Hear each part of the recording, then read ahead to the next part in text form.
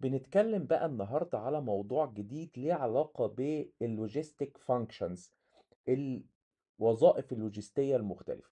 احنا لسه بنتكلم في سلسلة اللي هي الماركتنج لوجيستكس. ايه الماركتنج لوجيستكس؟ اللي هي اللوجستيات التسويقية او عملية نقل المنتج من المصنع او من مكان الانتاج للكاستمر او العميل حيث مكان الاستهلاك، او ما يسمى ان انت بتنقل المنتج بشكل سليم في المكان السليم والوقت السليم للكاستمر السليم.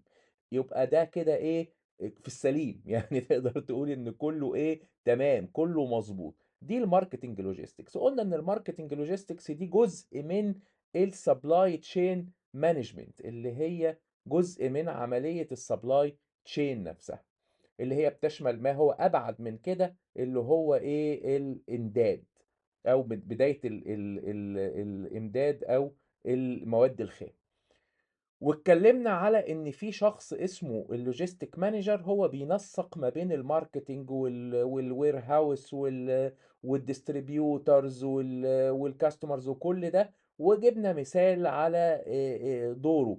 وبعدين قلنا ان اهداف الماركتينج لوجيستكس ليها اهداف ان هي تتعمل بشكل كويس جدا بحيث تعمل خدمة عملاء ممتازة، والكاستمر يبقى راضي عن الخدمة اللي انت بتقدمها له، ولكن مع اقل التكاليف. وقلنا ان ده صعب جدا، لانك لو هترضي الكاستمر وتوصل له المنتج بشكل سليم في الوقت المناسب وبسرعة وفي نفس اليوم، والمخزون يبقى مظبوط وكل حاجة ماشية مظبوط، دي مكلفة.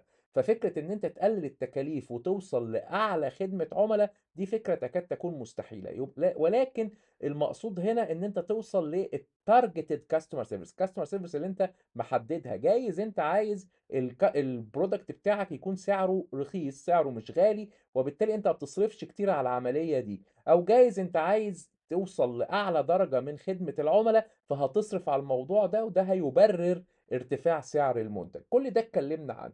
بنتكلم بقى عن حاجة جديدة، اللي هي الميجور لوجيستيك فانكشن. علشان ده يحصل بقى، علشان تقلل الكوست بتاع عملية الماركتنج لوجيستكس، وفي نفس الوقت تحوز على التارجتد او الاوبتيمال كاستمر سيرفيس، في اكتر من فانكشن او اكتر من وظيفة بتتعمل، وهم بالتحديد اربعة.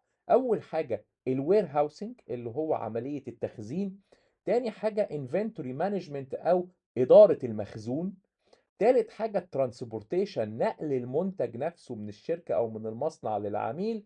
ورابع حاجة لوجيستيك انفورميشن مانجمنت، إدارة المعلومات اللوجستية ما بين أطراف منظومة التوزيع المختلفة. كل واحدة من دول هنتكلم عنها بالتفصيل في قادم الموضوعات. فيديوهات افهم ماركتينج موجودة على يوتيوب وموجودة على لينكد ان. اعمل سبسكرايب للقناة ولايك وشير علشان يوصل المحتوى لأكبر عدد ممكن يكون مهتمين بمحتوى افهم ماركتنج. افهم ماركتنج كمان موجود على هيئة بودكاست، على سبوتيفاي بودكاست، وعلى ابل بودكاست، وكمان على ساوند كلاود. اعمل متابعة وشير للقناة.